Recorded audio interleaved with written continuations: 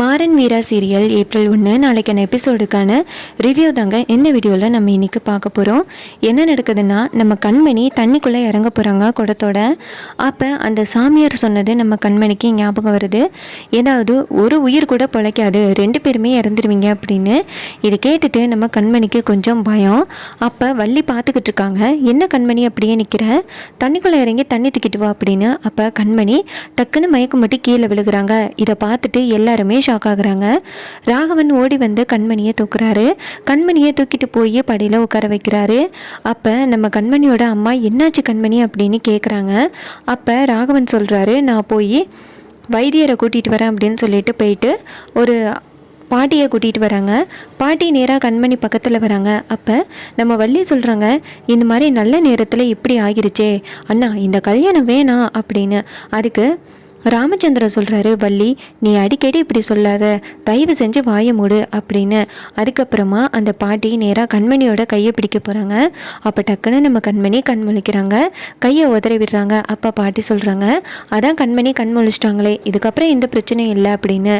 அப்போ நம்ம ராமச்சந்திரன் சொல்கிறாரு, கண்மணியால் இன்றைக்கி கண்டிப்பாக இந்த பரிகாரத்தை பண்ண முடியாது அப்படின்னு. அதுக்கு வள்ளி சொல்கிறாங்க, அண்ணா ஆரம்பமே இப்படி இருக்குது, அதனால் வேண்டாண்ணா அப்படின்னு. அப்போ நம்ம வீரா சொல்கிறாங்க, இங்கே பாருங்கள், அக்காவால் நிறைவேற்ற முடியல, என்ன தங்கச்சி நான் நிறைவேற்றுறேன், இப்போ எங்கள் அக்காவுக்கு உடம்பு சரியில்லைன்னா தங்கச்சி நான் தானே பண்ணணும் அப்படின்னு.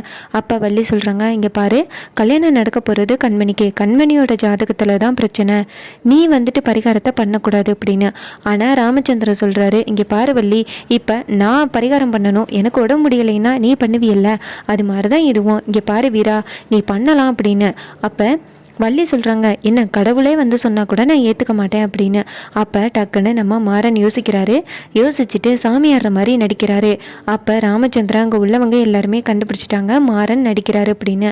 அப்போ வள்ளி சொல்கிறாங்க, போய் சூடத்தை எடுத்துகிட்டு வாங்க அப்படின்னு சொல்லிட்டு நேராக மாறனோட வாயில் சூடத்தை போட போகிறாங்க. அப்போ மாறன் டக்குன்னு மயக்கம் மட்டும் கீழே விழுந்த மாதிரி ஆக்ட் பண்ணுறாரு. இதை பார்த்துட்டு வள்ளி சொல்கிறாங்க, நீ நடிக்கிறது எல்லாருக்குமே தெரிஞ்சு போச்சு, இங்கே பாருங்கள் இதெல்லாம் செட் ஆகாது அப்படின்னு. அப்போ நம்ம மாறன் சொல்கிறாரு, இங்கே பாருங்கள், அப்போ சீட்டு குலுக்கி போட்டு பார்க்கலாம்ல அப்படின்னு. உடனே சாமியார் சொல்கிறாரு, ஆமாம் இது ஒரு வழக்கம்தான், அப்படி பண்ணலாம் அப்படின்னு சொல்லிட்டு நேராக சாமி சன்னதியில் போயிட்டு துண்ணூறு போடுறாங்க. அப்போ நம்ம மாறன் தான் துண்ணூறு கொண்டாந்து கொடுக்குறாரு.